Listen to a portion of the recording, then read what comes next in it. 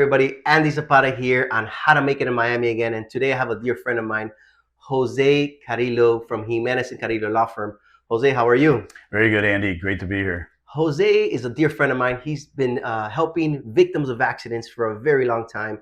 Very successful family man. I've gotten to know your wife. I've gotten to know your son. Incredible man you are in the community, Jose.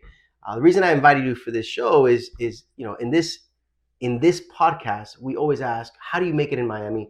What are one or two or three things that you can share with us that really drove your success, that propelled your success? Thank you, Andy, and thanks for those words. I, I think there's many different formulas for success. Everybody has their own, ingredients. With me and my partner in our law firm, I honestly think that working hard is always going to be part of this formula.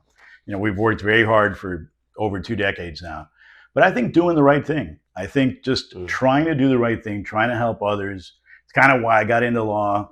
You get a little cynical at the beginning with any business. It's really the only way to do anything.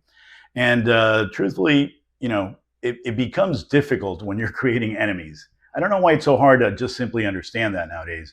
Me doing well doesn't mean I have to do better than you, and it doesn't mean that you have to fail.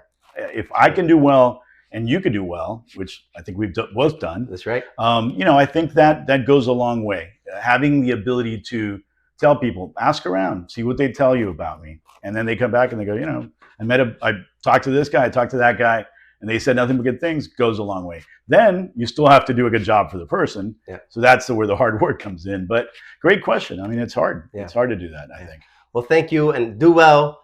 Don't screw anybody over. Don't make any enemies. And more than anything, provide value for everybody that you try to work with. And that's a wrap. Thank you, and I'll see you again on How to Make It in Miami.